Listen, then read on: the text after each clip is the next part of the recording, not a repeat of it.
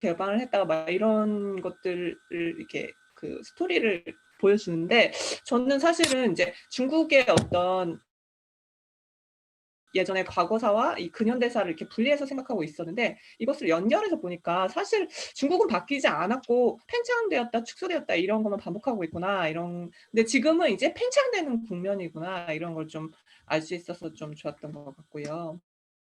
그리고 저는 이 책에서 제일 쪼끔 인상적이었던 부분이 저는 외교와 어떤 국내 정치 같은 거는 아주 다른 어떤 룰로 진행된다 이렇게 생각을 했는데 그게 아니라 그런 막 이렇게 바둑에 포석을 두듯이 막 이런 권력 어떤 균형 관계를 이렇게 이루고 막 이런 것들이 너무 국내 정치랑 이제 외교를 공부하면 공부할수록 국내 정치나 국외 정치나 어떤 정치 힘의 메커니즘이나 어떤 정치적 논리로 가는 거는 되게 똑같구나. 이런 걸 좀 알 수 있었다는 점에서 되게 좋았고 그 서양은 체스라면 동양은 바둑이다. 막 이런 것들이 되게 인상적이었던 것 같아요. 예. 예. 저는 요 정도로 예. 공유 드리겠습니다. 예. 네. 그다음에 우리 김두수 대표님 음소거 키시고 이제 소감 말씀해 주십시오. 예, 반갑습니다. 김두수입니다. 저희 사무실에서 이거 진행하는데 제가 가야 되는데 오늘 뭐 피치 못할 또 내일하고 연결돼 있는 뭘 준비해야 돼가지고 못 갔습니다. 아무튼 뭐 금방 또 이렇게 켜놓고 밥을 먹는다고 화면은 꺼놓고 들었습니다. 뭐가 좀 바쁘긴 하네요.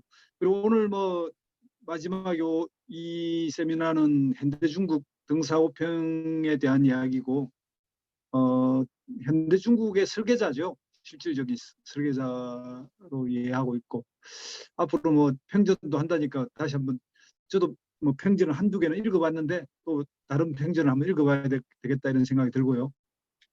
발제 잘 들었고 저야 뭐 80년대부터 이렇게 가지고 그냥 우리 세대 그 자체에서 당시 중국에 일어났던 일과 동시대적 이런 교감이 있어서 그게 뭐 너무나 생생하거든요. 이 천안문 사태부터 해가지고 그 이후에 이제 중국의 권력 관계들의 권력들 이한 관계 이런 것들을 뭐 이 책에 잘 정리되어 있어서 정말 신기한 게 그 등사오평이 그렇게 어떻게 설계했느냐 거의 10년 단위로 이제 권력이 이양되는데 지금 마침 뭐 시진핑 같은 경우에 국가주석에서 뭐 임기를 없애버렸잖아요. 과연 이제 1년 뒤에 2022년에 승계가 될 것이냐. 통상 5년 전에 후계자가 나타나야 되는데 문제가 발생했습니다. 다시 시도하십시오. 시리가 다 버렸네요. 옆에서. 그래서 어쨌든 뭐 내년 중국이 상당히 뭐 이렇게 지켜봐야 될 요소인 것 같고요. 그리고 우리가 특히 이제 미중 갈등 뭐 이런 이야기를 해 나가면서 중국 문제에 대해서 우리가 특히 586이나 이런 운동권들은 중국에 대해서 굉장히 우호적인 생각 이런 걸 가지고 있다라고 통상 알려져 있고 또 약간 뭐 좀 다른 식으로 유교적 정통을 가진 동양적 정통을 가진 우리 세대들은 중국에 좀 친한 감정을 가지고 있다. 이렇게들 많이 학자들도 좀 뭐 이렇게 어떤 습속이라 그러나요? 그런 게 동양적 습속을 가져서 그게 중국 체제에 대해서 상당히 긍정적으로 본다. 뭐 이런 염려들이 좀 꽤 있죠.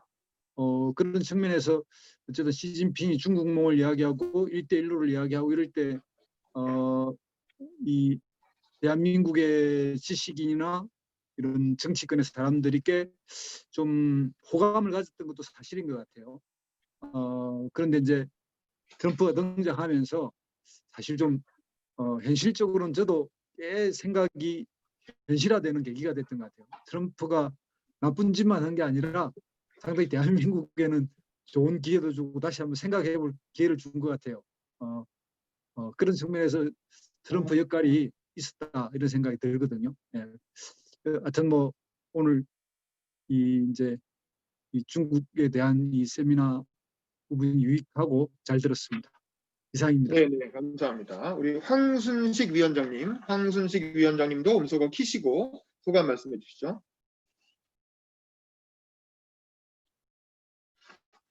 우리 황순식 위원장님 가능하신가요?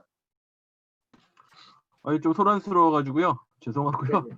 제가 사실 그 좀 늦게 들어가지고 네 얘기는 많이 못 들었는데 덕분에 계속 그 이렇게 높이 올라가서 카톡 통해 가지고 계속 자료들 수집하고 그리고 좀 시간 날 때마다 보고 있습니다. 계속 같이 공부해 나가도록 하겠습니다. 고맙습니다. 네, 감사합니다. 우리 한승철님, 한승철님도 음소거 키시고 소감 말씀해 주시죠.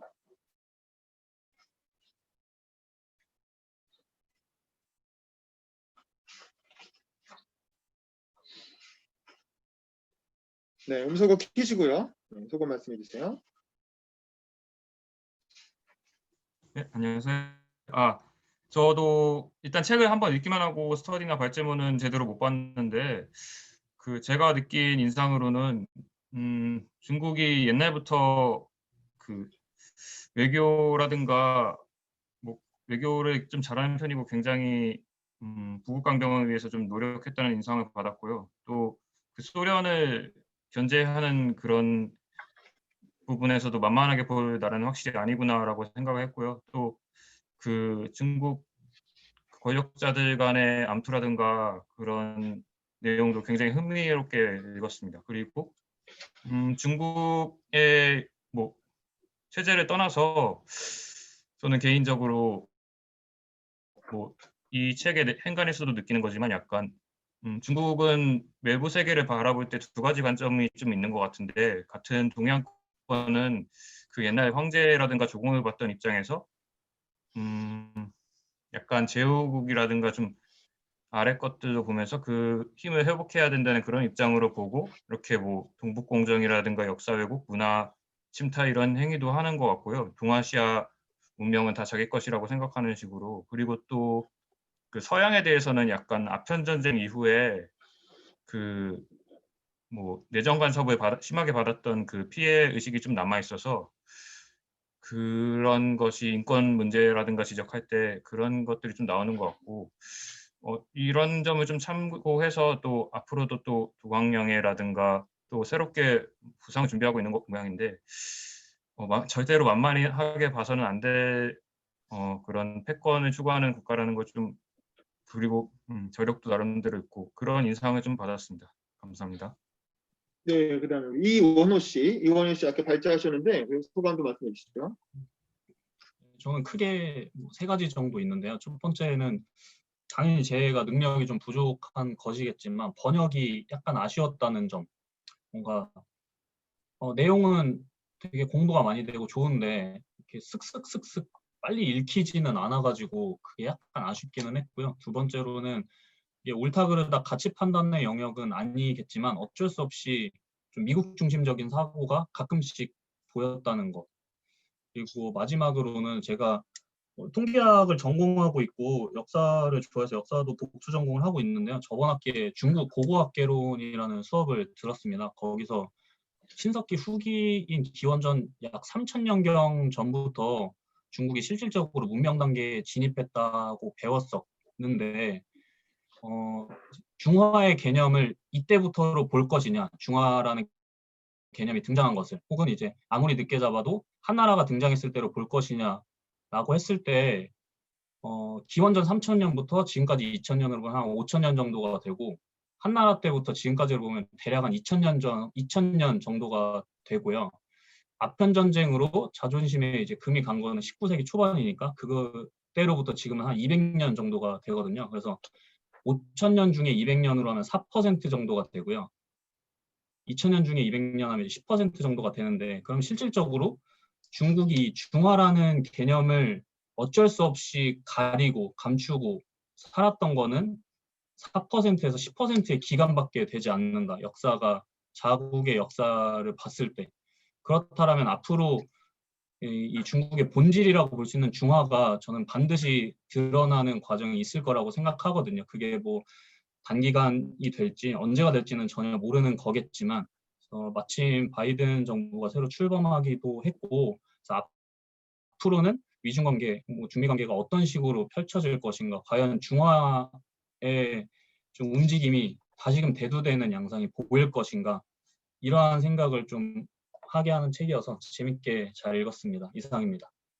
네, 감사합니다. 자, 우리 김규명 씨도 아까 발제하셨는데 소감 좀 얘기해 주시죠. 네, 오늘 발제한 김규명이라고 합니다. 사실 최근에 지금 그 전에 이전 크제크 대표 때부터 아시아 외교적인 현대 아시아의 여러 외교적인 얘기들도 많이 하고 그런 책들도 좀 본 것 같은데 개인적으로 이 책 발제를 하고 읽으면서 좀 생각한 것 중 하나가 사실 이건 우리 한국만의 문제는 아닌 것 같은데 전 세계적으로 중국에 대한 혐오 심리가 특히 인터넷을 많이 하는 20, 30대들 사이에서 많이 퍼져 있는 건 사실이에요. 그게 물론 그게 혐오가 그러니까 그렇게 된 이유 중 가장 큰 근거 중 하나가 저는 사실 천안문사 때 육사 항쟁 때문이라고 생각을 하는데 사실 그렇거든요.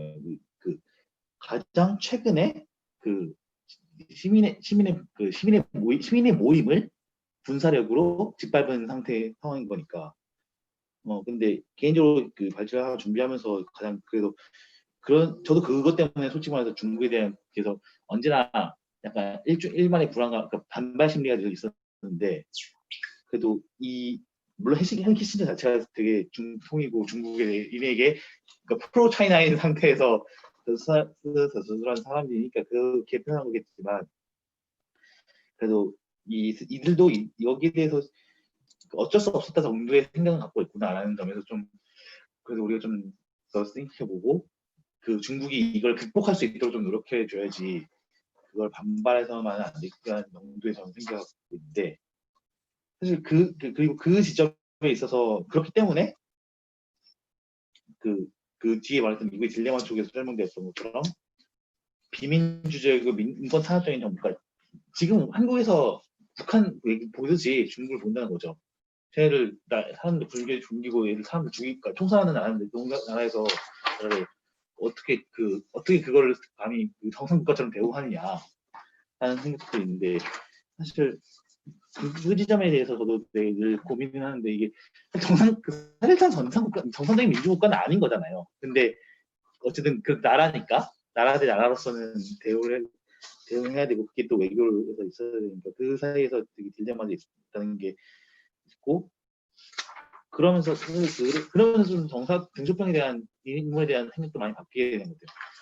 등소평은 그래서 솔직히 마오쩌둥은 확실하게 전근대 사람이라고 저는 생각을 하거든요. 그게 그 사람의 삶도 그렇고 무협지의 영웅이 좀 더 가깝다는 생각이 들거든요. 현대적인 정치인이라는 느낌보다는.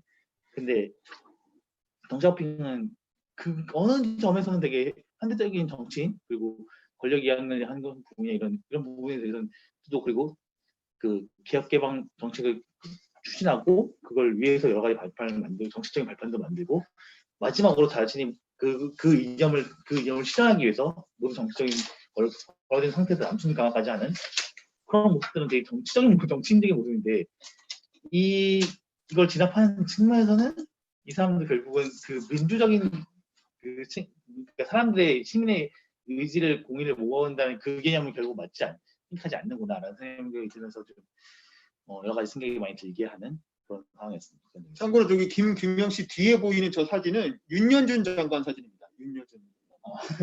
여기가 윤여준 씨가 사무실로도 쓰던 곳이어서 저기 붙었네요. 동서평 공부하면서 윤여준을 보니까 뭔가 좀 비슷한 면이 있는 것 같기도 하고 재밌었습니다. 우리 김빈 대표님도 저기 소감 좀 말씀해 주시죠. 네, 오늘 발제 잘 들었습니다. 깔끔하게 잘 정리를 해주셔가지고 그러니까 제가 뭐 책을 훑기도 했고 읽었다고 하기엔 좀 부끄럽고 그래서 좀 더 재미있게 잘 들었던 것 같아요.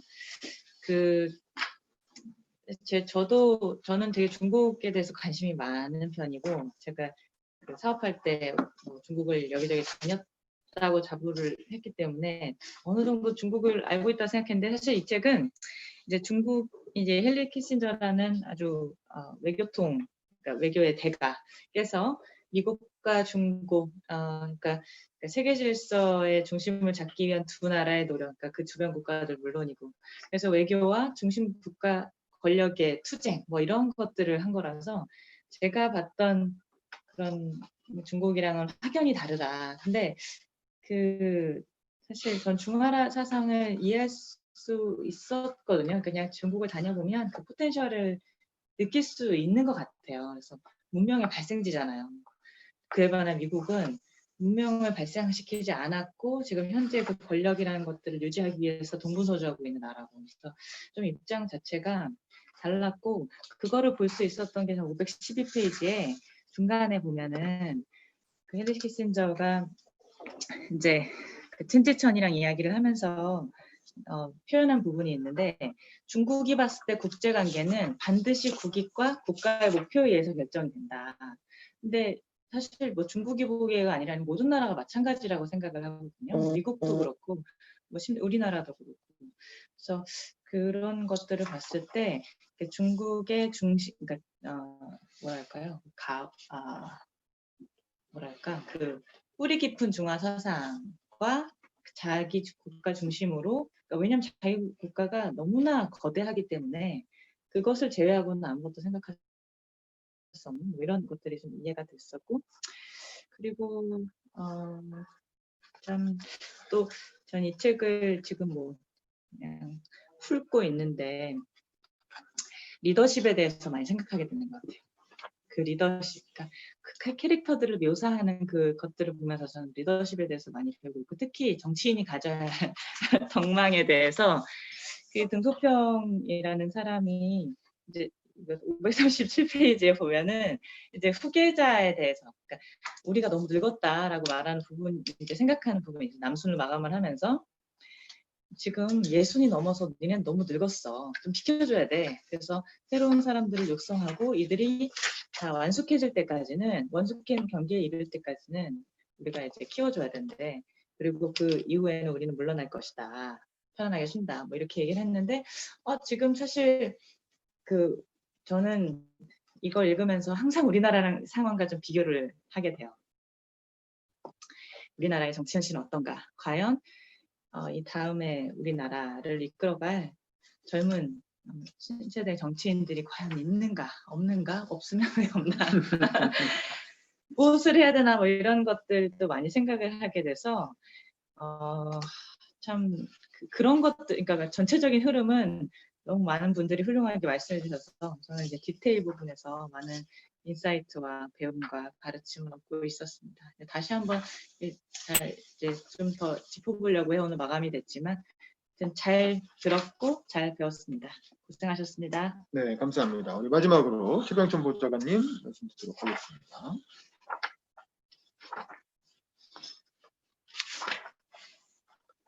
네,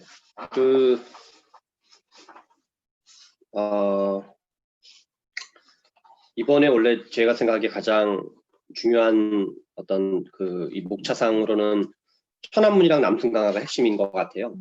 그래서 우리가 이제 14, 15, 16, 17 뭐 이렇게 등등 있는데, 근데 천안문 사건은 아까 우리 이제 윤범기 기자님이 잘 말씀해 주셨는데, 천안문 사건이 발생한 연도가 1898년도, 아니 1989년도예요. 1989년도.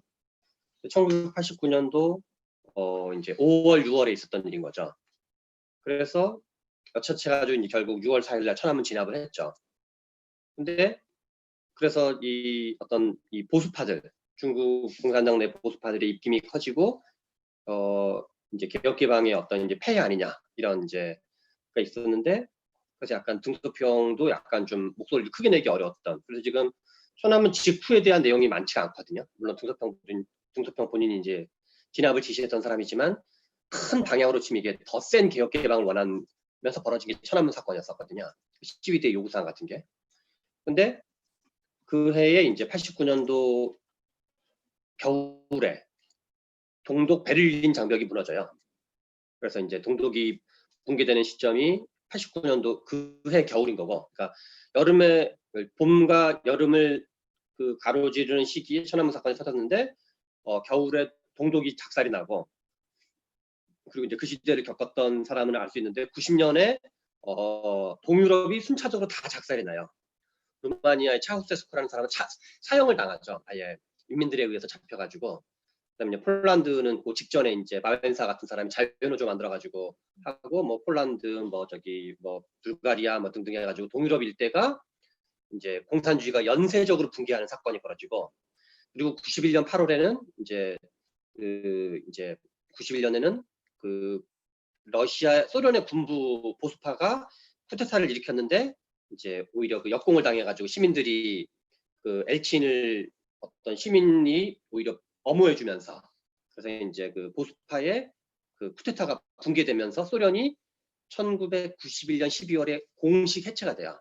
소비에트 연방이라는 게 공식으로 해체되면서 14개 국가로 완전히 쪼개지는 거죠. CIS 그 14개 국가로 쪼개져서 그래서 여기서 89년부터 근데 그 89년 동독 붕괴, 90년 동유럽 싸그리 붕괴, 91년 소련 붕괴를 보고 92년 1월 달에 덩샤오핑이 마지막 노선 투쟁의 일환으로 남승 강화를 하는 거죠.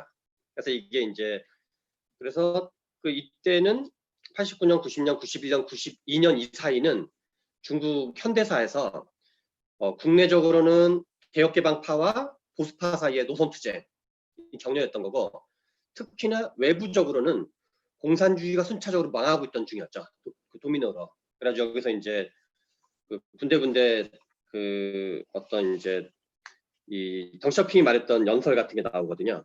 예를 들어서 510페이지 같은 거 보면은 눈 깜짝할 사이 혼란에 빠지는 것은 뭐 어려운 일이 아니다.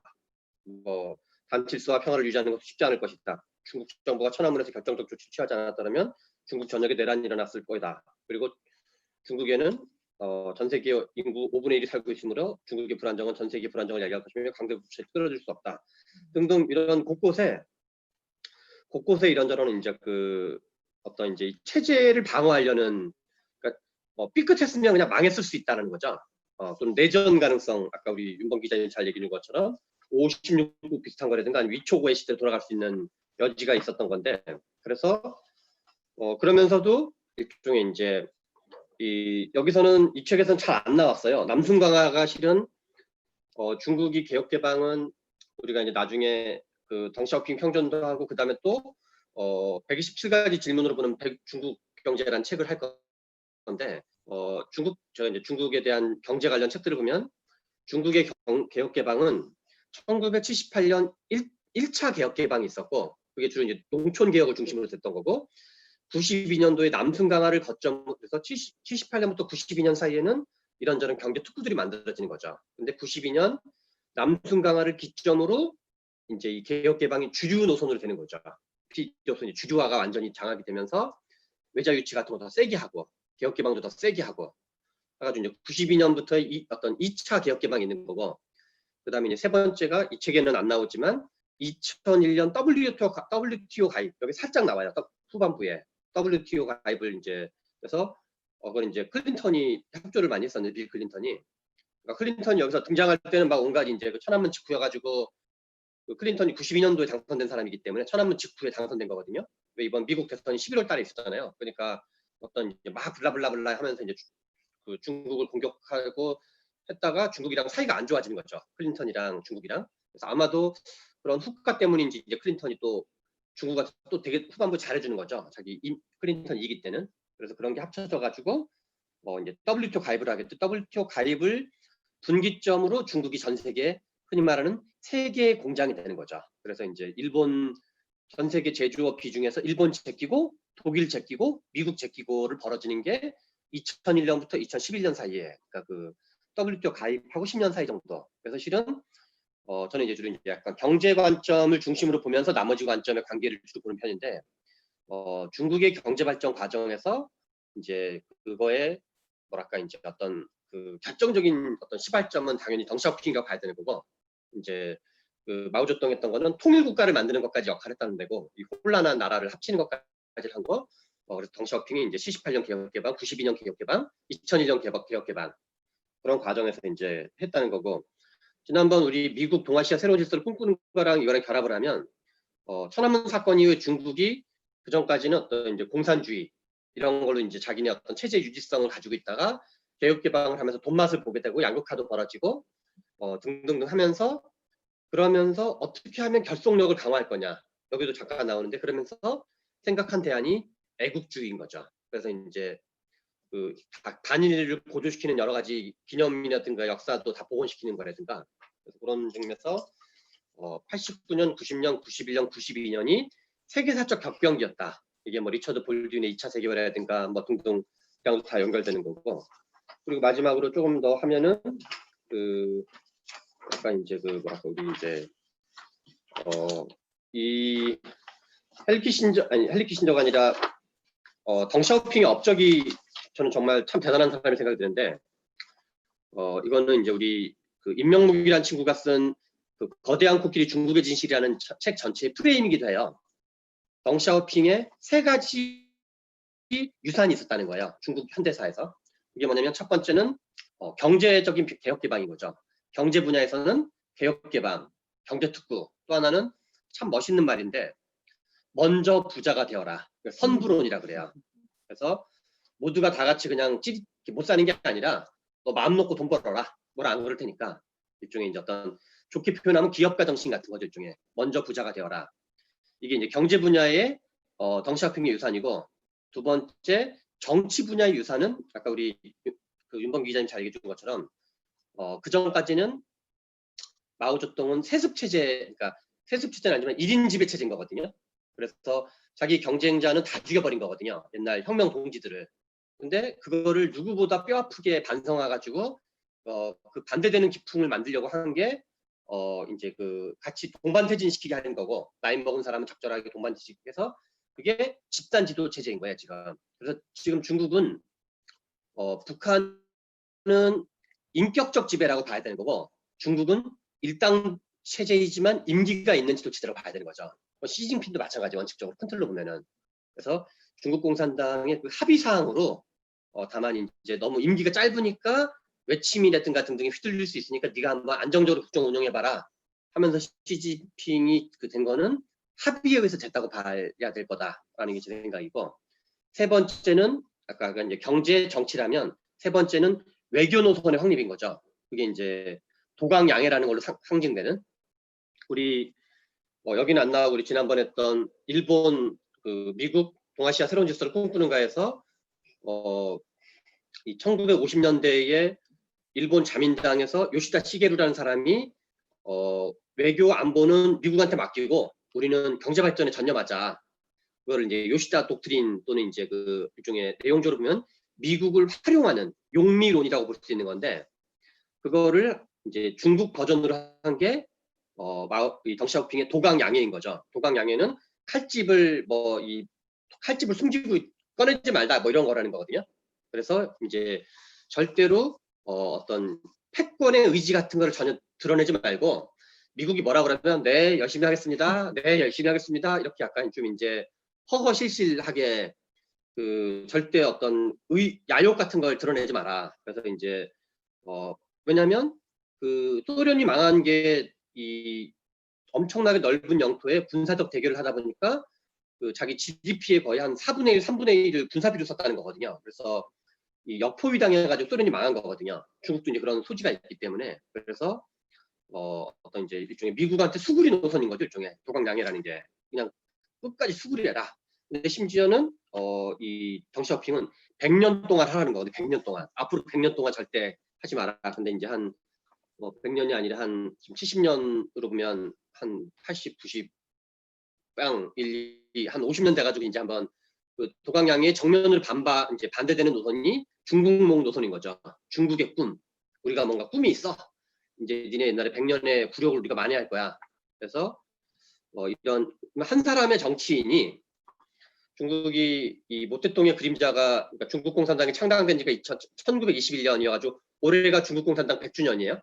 제가 뭐 공산당 당원은 아니지만 그래서 100주년이어서 그 모택동의 그림자가 아주 짙어가지고 1970년대까지 있었던 건데 한 60년 가까이 50년 가까이 지속되었던 거를 이 덩샤오핑이라서 한 명이 이제 본인이랑 뭐 후야오방이랑 자오지양이랑 이제 그다음에 그 저기 장쩌민까지 그다음에 이제 그 뒤에 후진타오 뭐 이런 것까지 해서 뭐 한 이제 자기가 한 4명 정도까지는 뒤로 이제 실은 그 임기를 뭔가 이렇게 책임지면서 한 40년에 그 마오쩌둥의 과오들을 경제 분야, 정치 분야, 외교 분야 3가지에서 수정을 했다는 것 자체가 엄청난 일을 한 거죠. 이 한 사람이 할 수 있는 맥시멈이라고 그럴까요? 그러면 자기는 이제 나중에 초야에 묻혀가지고 일종의 이제 정계은퇴 같은 거를 이제 꼭 정계은퇴의 마지막 작품이 실은 이제 남순 강화였던 거죠. 그러면서 어떤 거대한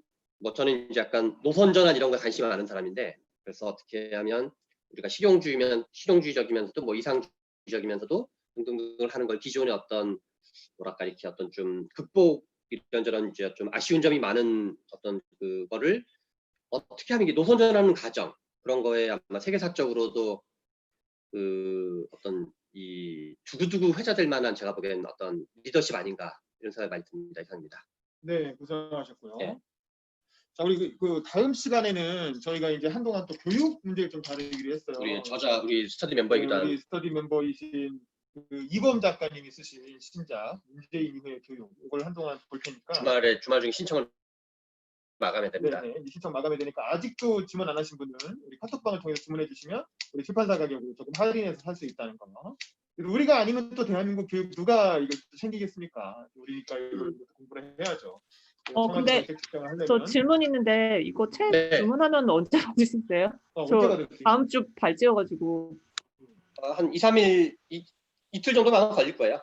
아 그래요? 아 네. 월요일 날 무조건 발송할 겁니다. 아 알겠습니다. 그럼 신청하겠습니다. 네. 그래서 다음 주에 이걸로 스터디를 한다는 거고, 요게 끝나고 나면 그 다음에 이제 이 에즈라 보겔이라고 하는 사람이 쓴 등소평 평전 1000페이지짜리입니다. 참고로. 아 이거 얼마나 걸리는 거? 우리가 이제 드디어 이제 벽돌차게 경제 우리가 이제 이렇게 두껍다는 거 이제 우리 너무 얼굴만큼 마이너하게 가는 거 아니에요? 이제 이게 사회에 걸쳐서 할 겁니다. 이거는. 등소평을 아주 뽀개 버리는 거죠. 이번 기회에 어디 가서도 다 써먹을 수 있게 한번 이제 도전을 해보는 그런. 헨리 키신저의 중국 이야기가 참 얇았구나라는 생각이 들어요. 헨리 키신저 타이를 씹어 먹는 거죠. 650페이지에서 1000페이지로 지금 점핑했습니다. 그래서 오늘 스터디는 여기서 마치도록 할 텐데 사진 한번 찍고 끝낼게요.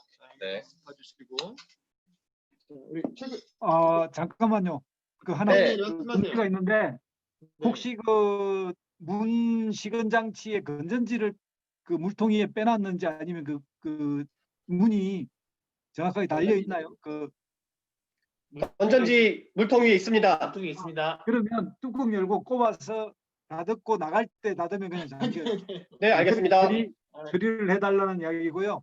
네. 그 아까 이제 여기 이제 우리 사무실이 뭐 한 달에 한 번 정도 윤여준 전 장관이 오시기도 했는데 이사를 이제 갔습니다. 그래서 현재로는 이제 우리 시대정신연구소 독자 사무실이라는 거 알려드립니다. 알겠습니다. 네. 예. 그렇네요. 자, 그럼 화면 보시고 하나 둘 셋 하면 V 이런 거 해주세요. 자, 하나 얼굴 나오게 다 들이미시고 하나 둘 셋. 잠깐만 다시 한번 할게요. 이게 화면 좀 자, 다시 한번. 자, 앞에 보시고 자, 하나 둘 셋. 네, 뭐 된 것 같습니다. 고생하셨습니다. 자.